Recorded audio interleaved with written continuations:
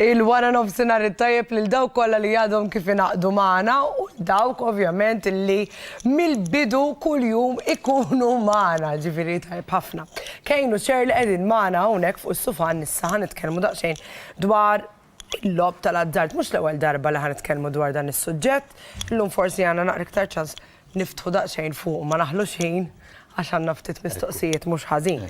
Mela l-ewwel ħaġa kien x'inhu il-lob tal-azzard, il-livelli tal-lob u xi problemi jġib miegħu dan il-vizzju. Fisem il-fondazzjoni nsalmulek Tiziana u nsalmu lit-tim kollu ta' Kalamita u nsalmu lit-telespettaturi kollha li qegħdin isegwuna. Mela, biex nibdew il-lob tal-azzard huwa dak li bl-Ingliż insejħulu gambling. Sewa. Mela, kull forma ta' mħatra jew lob tax-xorti fejn waqt dik l-attività persuna tkun qiegħda tirriskja flusha. Jiġifieri ikun hemm riskju involut. Normalment aħna bħala fondazzjoni nisimgħu bl-istejjer fejn jintlabu flus, jintlabu proprjetà, jintlabu vetturi.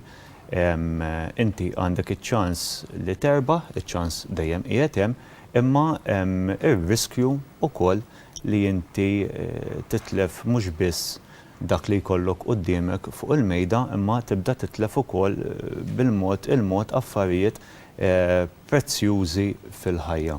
Ġiedi mhux ġast qed nagħmlu mħatra bejnietna jien naf is-sibt wara nofsinhar qed nitqu tfajna €10 fuq il-mejda u imur oltre minn hekk. Ekku, inti semmejt il-livelli. Eżatt. Il-livelli tal-lob tal-azzard għandek il-lob soċjali li aħna bħala fondazzjoni maħniex kontra li persuna tilab f'attività rikreazzjonali u ta' divertiment li tieħu pjaċir flimkien ma' sħaba u dejjem timxi taħt il-linja tal-kontroll, kontroll ta' ħin u kif ukoll kontroll ta' flus. Il-linja tal-kontroll tiegħi mhix l-istess linja ta' kontroll tiegħek.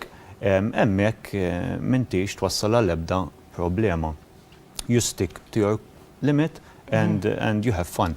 Imbagħad meta inti tibda bil-mod titlef dik il-linja tal-kontroll u tibda taqa' għall-impuls hemmhekk jibdew il-problemi, jibda l-lob problematiku u sfortunatament bil-mod persuna tista' taqa' ukoll għall-lob patoloġiku fejn persuna taqa' kompletament għall-impuls. L-unika attività li ttija pjaċir f'ħajjitha ma tkunx il-familja, ma tkunx il-hobbies tagħha, imma jispiċċa l-lob. Tibda tilab minn xħin tqum u tibqa' tilab qabel ma torqod. Jintlabu flejjes kbar bit-tiv li dejjem iġġib dak li tlift. Sfortunatament hemmhekk tibda tinfetaħ bil-mod it-tieqa għall-vizzju. Għall-vizzju, ekku. Uħud ta' sinjali fuq il-post tax-xogħol li jindikaw il-persuna għandha problema bil-lob tal-azzard. Meta ngħidu fuq ix-xogħol ġifieri tkun ix-xogħol u tibda tilab. Iva, il-lob tal-azzard il-problematiku llum il-ġurnata sar realtà fil-ħajja tagħna b'mod inġenerali u sar realtà wkoll speċjalment fuq il-post tax-xogħol. Persuni iridu jqogħdu daqsxejn għajnejhom miftuħin, speċjalment il-postijiet tax-xogħol, fejn ħaddiema jibdew juru bil-mod tendenzi tal-lob problematiku. Pereżempju, ta' sikwit jitlob eżempju liv beħlas. Il-break ma jeħdux, ma joħroġ ma' sħabu jikol il-ħobs, imma jibqa' quddiem il-laptop jilab. Jirċievi kontijiet ta' credit cards, flok jirċivihom id-dar, jibda jirċivihom fuq il-post tax-xogħol. Jibda jigdeb. Ikonna każijiet aħna stejjer fejn ikun hemm serq ukoll fuq il-post tax-xogħol. Jiġifieri rridu noqogħdu daqsxejn attenti, nżommu daqsxejn għajnejna miftuħin għaliex il-vizzju tal-lob sar realtà wkoll fuq il-post tax-xogħol.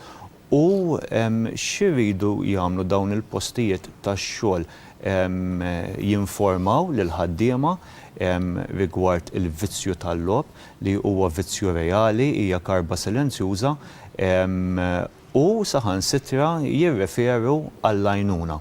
Illum il-ġurnata s-soċjetà toffri l-għajnuna, tagħha l-għajnuna qiegħda hemmhekk importanti aħna bħala fondazzjoni għandna il-helpline tagħna 1777 dejjem nirrepeti. Naraw bħalissa wkoll fuq l-iskrin tagħna bħalissa.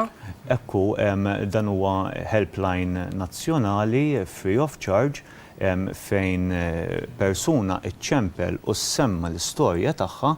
Aħna għandna staff imħarret sena sħiħa fejn nisimgħu l-istejjer u anke naħdmu jitfit ma' aġenziji terzi fosthom Caritas, FSWS biex kemm jista' jkun inferxu l-għajnuna tagħna lil min tassew għandu bżonn. U anke familjari li forsi jekk hemm ħsieb jew qed jinnutaw ċertu affarijiet għaliex tistgħu tibqgħu anonimi intom ukoll iċċemplu u saqsu l-mistoqsijiet tagħkom ma tkunu qed tagħmlu xejn ħażin anzi wieħed jipprevjeni. Ekku, il-problema mhux edha ma tkunx fl-vizzjat biss, imma il-persuni tal-madwar dejjem nirrepetija jkollhom bżonn l-għajnuna wkoll. Tiddejqu xejn ċemplu 1777 aħna qegħdin hemm biex ngħinukom. Mela, xejn li ħandawru daqsxejn id-diskussjoni ħammorru nitkellmu daqsxejn fuq it-tfal issa ngħidu pereżempju jiena qed naqra hawnhekk ngħid ma x'għandux x'jaqsam it-tfal għalfejn. Imma tagħmel sens għax illum il-ġurnata ħafna tfal ħin kollu fuq it-tablets u ħin kollu fuq il-computers tagħna, laptops, eċċetera. Ġiri naħseb fil-verità ħafna mill-logħob ta' tfal sar computer. Teknoloġija. Kif nistgħu nirrelataw mas-suġġett? Mela, inkompli fej ħalla l-kollega tiegħi Kejn, jiena meta mmur nżur l-iskejjel u nagħmel dawit l-awareness talks ngħidulhom sewwa. Jiena ngħid insemmi punti importanti ħafna u insemmi wkoll l-effetti li dal-logħob qed iħalli fuq it-tfal. All right, aħna ngħidu kollox fih it-tajjeb u fih il-ħażin tiegħu. Sewwa. Ekku l-logħob li għandu l-effetti pożittivi, l-effetti negattivi. Jekk toqgħod tqis tara li iktar effetti negattivi sfortunatament milli effetti pożittivi. Jiena l-ewwel ma nibda nsemmilhom l-effetti li huma pożittivi fejn ovvjament dejjem niprova infijem biex it-tfal dejjem jilagħbu logħob edukattiv li dawn ħajjieħdu xi ħaġa minnhom. Infatti meta ġieli jiena nistaqsi mistoqsija x'qed tieħdu minn dan il-logħob? Ħafna tfal jirrispondu xejn. Ma nafx. Apparti li ġieli jgħidulek waste of time ukoll tismagħha. U allura jiena bekk ngħidulhom pruvaw fitxu għalmenu affarijiet logħob li inti ħadd tieħu xi ħaġa minnu. Ekk għax mhux kull logħba li teżistija ħażina. Tgħinek iktar fl-intellett tiegħek. All right? Ovvjament dejjem nibqgħu wkoll insus li ngħid li jilagħbu mingħajr ma jużaw il-flus. Għaz biex jupgradejaw il-logħob, illum nafu li tfal jilagħbu online iridu jupgradejaw il-logħba jew jixtru karattri, ovvjament iduru għall-ġenituri sewwa biex jixtrulhom il-karattri u weapons whatever. Dejjem ngħidulhom ħallu l-flus barra. Għax ovvjament jekk int ħatibda tuża l-flus minn issa, il-problema iktar qiegħda hemmhekk li inti aktar il-qudiem ħadd tispiċċa bħalma qal il-kollega tiegħi gambler. Però jekk imbagħad inħarsu lejn l-effetti negattivi hemmhekk enormi fis-sens. L-ewwel ma nibdew naraw l-effetti fuq is-saħħa ta' tfal. Tfal nibdew bl-obeżità. Tfal bil-qiegħda ħin twil mingħajr ma jagħmlu attivitajiet fiżiċi, jieklu whatever, I mean, all right, mhux se ngħid għax jieklu junk food, imma jieklu x'jieklu mhux qegħdin iħaddmuh dal-ikel, plus u ġieħ ta' ras, nixfa fl-għajnejn, anka saħansitra tfal qas jorqdu. Jibqgħu il-lejl imqajmin, sleep disturbances, u mbagħad matul il-ġurnata jkunu għajjenin. Ġibduli l-attenzjoni anka ċertu għalliema ġo skejjel fejn qaluli li tfal tal-età ta' year 4 qegħdin nitkellmu fuq tfal ta' 8 snin diġà għandhom il-problema li qegħdin jorqdu fil-klassi. Let alone iktar ma jikbru daw.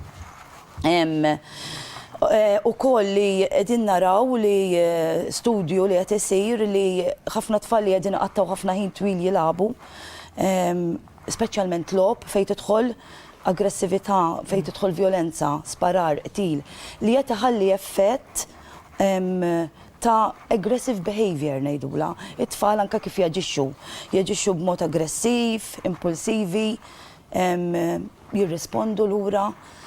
Meta m'hemmx limitu ta' ħin, għax aħna jiena wkoll dejjem ngħid li tridu tagħmlu time limit, ħin tillimitaw il-ħin, ovvjament ħajwassal ukoll biex ikun hemm aktar problemi fejn jidħol. Jekk just in case għaw ġenituri li jgħidu isma veru qed ninnota li tfal tiegħi ħin kollu bil-qiegħda jilabu fuq it-tablet tal-mod tal-kelma, intom ukoll tistgħu iċċemplu l-helpline 1777 jekk għandkom xi mistoqsijiet biex intom mill-ewwel tilqgħu għal dawn l-affarijiet. Għax fil-verità xi kultant naħseb għandna tendenza bija b'kollox li nindunaw meta jkun tard. Allura mbagħad il-problema nżejħulek ħadd ikber iktar. Ma nafxux. Ekku, Tiziana, aħna bħala fondazzjoni nħobbu nsostnu li importanti immens mit-tfal tagħna sal-anzjani tagħna li ikun hemm kontroll. Issa, jekk it-tfal tagħna aħna maħniex ngħidu li t-tfal m'għandhomx jilagħbu, huwa tajjeb li t-tfal tagħna jilagħbu. Fatti tisma' ħafna ġenituri wkoll jgħidulek aħna natu kwarta, per eżempju, kuljum, jiena ma naraħiex xi ħaġa, anzi hija kontrollata u hija il-lob fih il-pożittiv tiegħu kif qalet tajjeb ħafna Shirley, inti tħaddem l-intellett, short memory skills tiegħek, il-fine motor skills, iġifieri il-ħin għall-lob għandu jkun hemmhekk. Il-problemi jibdew jinqalgħu meta it-tfal tagħna jibdew jagħtu priorità żejda lill-logħba. Iġifieri il-logħba tispiċċa qabel l-iskola, qabel il-homework, qabel il-ħajja soċjali tagħhom, ġifieri nisimgħu bistejjer li tfal jippreferu jilagħbu ġewwa milli joħorġu barra saret realtà llum il-ġurnata. L-għajnuna qiegħda hemmhekk inħeġġu lil aħna t-tir tagħna bħala fondazzjoni huwa li narfu li ninformaw. Intom bħala ġenituri żommu daqsxejn għajnejkom miftuħin, nerġgħu ngħidu mhux biex nallarmaw lil ħadd, it-tfal tagħna għandhom jilagħbu imma rridu nqisu kemm il-pożittiv u kemm in-negattiv mhux biss tal-logħob imma ta' kollox fil-ħajja. Grazzi ħafna Kejn lilek, grazzi Shirley lilek. Ibqgħu magħna hawnhekk u aħna ħanduru in-naħa tal-band fejn Carlo u Eliana.